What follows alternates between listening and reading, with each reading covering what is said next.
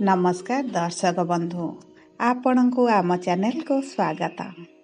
आज भिडियोटी विशेष भाव में कुंभ राशि लोकों बहुत गुरुत्वपूर्ण रही। कहीं गुरुत्वपूर्ण रही आपण भिडियोटी को शेष पर्यंत देखिले निश्चित भाव में जानीपर। यही भिडियो रे आमे कुंभ राशि व्यक्तित्व, चरित्र, गुण, स्वभाव एवं कौन रही सेमानक भविष्यत सही विषय रे विस्तृत भाव में आलोचना करिबा। किंतु भिडियोटी आरंभ करिबा पूर्वरु जदि आपणकर भी कुंभ राशि होइथाए एवं आपण भी ईश्वर को आंतरिक भाव में भक्ति एवं विश्वास करती ताहले भिडियोटी को लाइक करंतु एवं कमेंट बॉक्स रे जय जगन्नाथ जय मां लक्ष्मी अवश्य लिखि दियंतु। देखंतु राशि चक्रर एकादशतम राशि है कुंभ राशि एवं यही कुंभ राशिर रस्याधिपति हेले प्रभु शनि देवता, जी हेउचंती कर्म फलदाता, न्यायर देवता एवं नवग्रहंक मध्यरे सबुठारु रुक्ष ग्रह। सेथिपाई कुंभ राशिर लोक अधिक शांत, सरल एवं निष्कपट हृदयर होइथांती। निजर कथा कम भावी अन्यर उपकार पाई चिंता करिथांती एवं ता सहित सेमाने निजर इच्छा पूरण करिबा पाई सबुबळे चेष्टा करिथांती। निजर भोग विलासर कामना मध्य रखिथांती। भल पिंधिबा, भल खाइबा एवं सबु जिनिसरे बेस्ट खोजी थांती। ता सहित यही कुंभ राशिर लोक माने भ्रमण करने को बहुत पसंद करिथांती।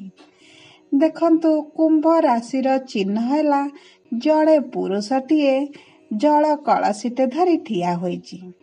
एहार अर्थ हैला जी कि सर्वगुण संपूर्ण एवं निजर यही स्वगुण को दुनिया को प्रदान करिबा पाई चाहूची। ता सहित देखिबे यही लोक माने सुख दुख उभय को सठिक रूप रे बैलेंस करंती। एही लोक मानक सहित अधिकांश लोक स्वार्थ आशारे जोड़ी होई थांती एवं तांका स्वार्थ पूरण हेबा परे छाड़ी चली जाई थांती एवं निंदा करिबा आरंभ करि थांती। जेहेतु एमानक राशिर स्वामी हेउचंती शनि महाराज, एमाने अधिकांश समय स्वार्थी लोकों को चिन्हि पारंतिनी एवं जदि भी चिन्हती तांको प्रति किछि राग दोष रखंती नाही, सबु प्रभुଙ୍କ हातरे छाड़ी दियंती। एही लोकमानंकर मूल मंत्र हैला समस्तଙ୍କୁ सुखी रखिबा एवं सेथिपाई एमाने निज सुख कथा भूली जाती। देखंतु अधिकांश समय एमाने जाहाकु साहाय्य सहयोग करिथिबे सेही लोकमाने अधिक निंदा करंती, अपवाद दियंती। आपणकर जदि कुंभ राशि होइथिबो आपण जानिथिबे एही कथारे केते सत्यता रहिछि। जदि भी आपणक प्रियजनकर कुंभ राशि होइथाए आपण देखिबे सेमाने समाज रे केते निंदा अपवाद सुनुछंती। देखंतु शनि देवंकार आशीर्वाद एही कुंभ राशिर लोकंक उपरे रहिथिबा हेतु एमाने जहा चाहंती जहा करंती ताहा पूर्ण होई जाए एवं बेले बेले कर्म अनुजाई फल विलंब मध्य होइथाए।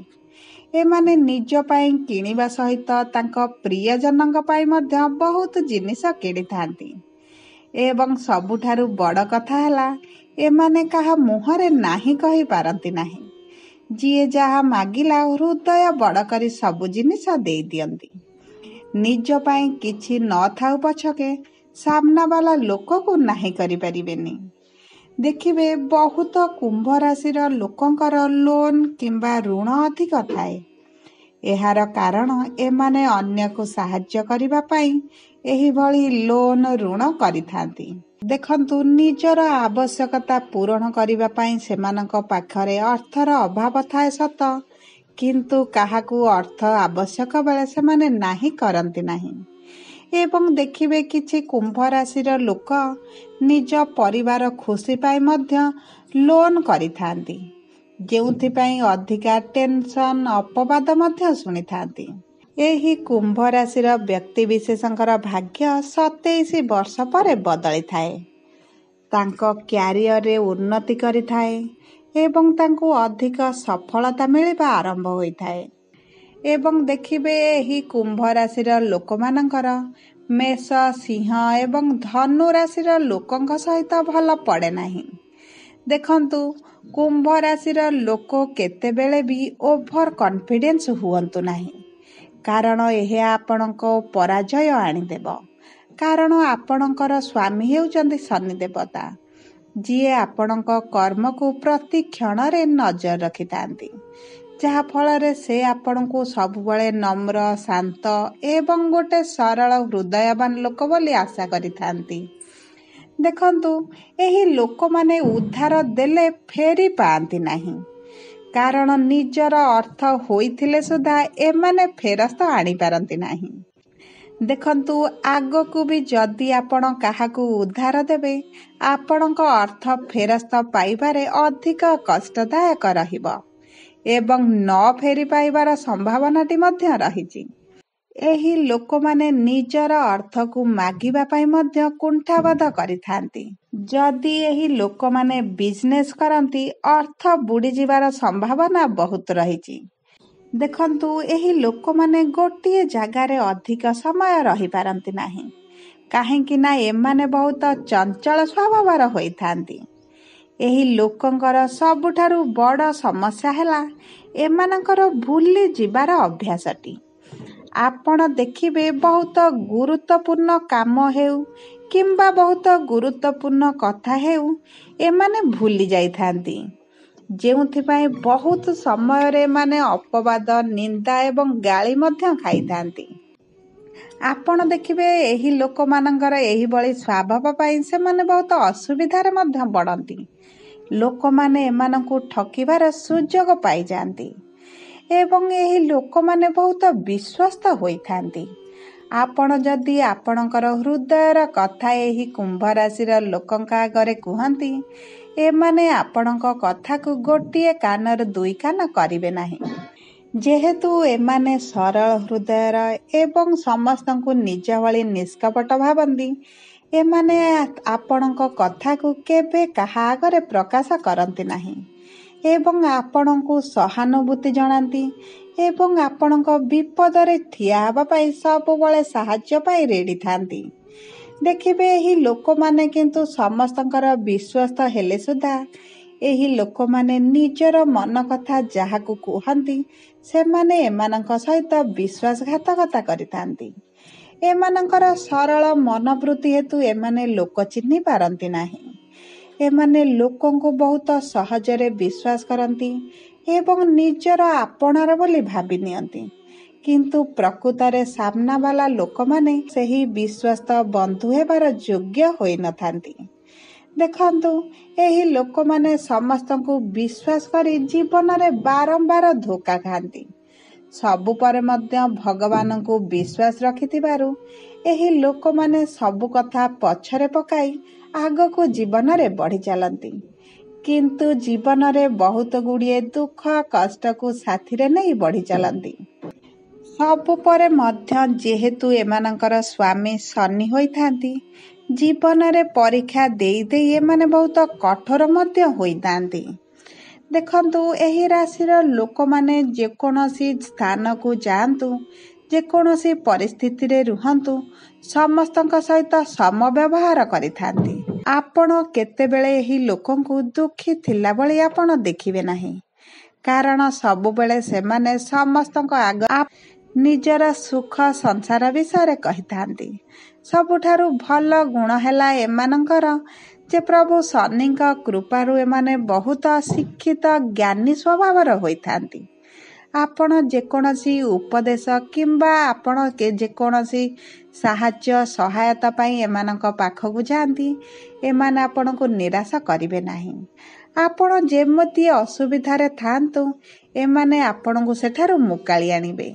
ତା ସହିତ ଦେଖିବେ, ଏହି ଲୋକମାନେ ନିଜର ଭୁଲ ନଥିଲେ ସୁଦ୍ଧା ଅନ୍ୟର ଭୁଲକୁ ନିଜ ମୁଣ୍ଡକୁ ନେଇ ବହୁତ ଗାଳି ଗୁଲଜ ଏବଂ ଅପବାଦ ମଧ୍ୟ ସହିଥାନ୍ତି। ସବୁ ପରେ ମଧ୍ୟ ଦେଖିବେ ଏହି ଲୋକମାନେ ବହୁତ ଭଲ ସ୍ୱଭାବର ହୋଇଥିବାରୁ ପରକୁ ଆପଣାର କରିନିଅନ୍ତି। ଦେଖନ୍ତୁ, ଆପଣଙ୍କ ଜୀବନରେ ସୁଖ ସମୃଦ୍ଧି ଏବଂ ଅଶୁଭତ୍ୱକୁ ଦୂର କରିବା ପାଇଁ ଆପଣ ପ୍ରତିଦିନ ଶନି ମହାରାଜଙ୍କର ବୀଜ ମନ୍ତ୍ରଟି ପାଠ କରନ୍ତୁ, ଯାହାଫଳରେ ଆପଣଙ୍କ ଜୀବନରେ ଆସୁଥିବା ଦୁଃଖ କଷ୍ଟ ଅଧିକାଂଶ ସମୟରେ କ୍ଷୟ ହୋଇଯିବ। ଏବଂ ସବୁଠାରୁ ସହଜ ଉପାୟ ହେଉଛି ଆପଣ ପ୍ରଭୁ ହନୁମାନଙ୍କର ହନୁମାନ ଚାଳିଶା ପାଠ କରନ୍ତୁ। ଆପଣଙ୍କ ପାଇଁ ଶୁଭ ରହିବ। ଆପଣଙ୍କ ଜୀବନରେ ସମସ୍ୟା କମିଯିବ ଏବଂ ଆପଣ ଜୀବନରେ ଖୁସି ଅନୁଭବ କରିବେ। ମଙ୍ଗଳବାର ଏବଂ ଶନିବାର ଦିନ ଆପଣ ଶନିଦେବଙ୍କର ମନ୍ଦିର ଯାଆନ୍ତୁ ଏବଂ ଯଦି ଆପଣଙ୍କ ପାଖରେ ହନୁମାନଙ୍କର ମନ୍ଦିର ଅଛି, ହନୁମାନଙ୍କ ମନ୍ଦିର ଯାଇ ଦୀପଟିଏ ଜାଳନ୍ତୁ ଏବଂ ନିଜର ମନସ୍କାମନା କୁହନ୍ତୁ। ଆପଣ ଦେଖିବେ ଆପଣଙ୍କର ମନସ୍କାମନା ପୂରଣ ହେବା ଆରମ୍ଭ କରିବ। ତା ସହିତ ଆପଣ ଯଦି ଶିବଙ୍କ ମନ୍ଦିର ଯାଆନ୍ତି, ଆପଣଙ୍କ ପାଇଁ ଭଲ ରହିବ। ଦେଖନ୍ତୁ, ଆପଣ ସମାଜରେ ସମସ୍ତଙ୍କୁ ବିଶ୍ୱାସ କରନ୍ତୁ, ସମସ୍ତଙ୍କୁ ସାହାଯ୍ୟ କରନ୍ତୁ ଏବଂ ସମସ୍ତଙ୍କର ମଙ୍ଗଳ କାମନା କରନ୍ତୁ। ଈଶ୍ୱର ଆପଣଙ୍କର ମଙ୍ଗଳ କାମନା କରିବେ। ସବୁ ପରେ ଯଦି ଆପଣଙ୍କର କୁମ୍ଭ ରାଶି ହୋଇଥାଏ, ଆପଣଙ୍କୁ ଭିଡ଼ିଓଟି କେତେ ସତ କେତେ ମିଛ ଲାଗିଲା ଆପଣ କମେଣ୍ଟ ବକ୍ସରେ ଜଣାନ୍ତୁ। ଯଦି ଆପଣଙ୍କର ପ୍ରିୟଜନଙ୍କର କୁମ୍ଭ ରାଶି ହୋଇଥାଏ, ତାହେଲେ ଆପଣ ଏହି ଭିଡ଼ିଓଟିକୁ ସେମାନଙ୍କ ପାଖକୁ ସେୟାର କରନ୍ତୁ ଏବଂ ସେମାନଙ୍କ ଜୀବନକୁ ସହଜ ବନାଇବାରେ ସାହାଯ୍ୟ କରନ୍ତୁ। ଯଦି ପ୍ରଥମ ଥର ଆମ ଚ୍ୟାନେଲକୁ ଆସିଛନ୍ତି, ଚ୍ୟାନେଲଟିକୁ ସବସ୍କ୍ରାଇବ୍ କରନ୍ତୁ। ପାଖରେ ଥିବା ବେଲ୍ ଆଇକନକୁ ପ୍ରେସ୍ କରନ୍ତୁ, ଯାହାଫଳରେ ଆମେ ଛାଡ଼ୁଥିବା ସମସ୍ତ ଭିଡ଼ିଓର ପ୍ରଥମ ନୋଟିଫିକେସନ୍ ଆପଣଙ୍କ ପାଖରେ ପହଞ୍ଚିବ ଏବଂ ଆପଣଙ୍କୁ ପ୍ରତିଦିନ ଦୈନିକ ରାଶିଫଳ ଏବଂ ଆପଣଙ୍କ ରାଶି ସହିତ ସଂଶ୍ଳିଷ୍ଟ ସମସ୍ତ ଗୁରୁତ୍ୱପୂର୍ଣ୍ଣ ଭିଡ଼ିଓ ଆପଣଙ୍କ ପାଖରେ ପହଞ୍ଚିବ।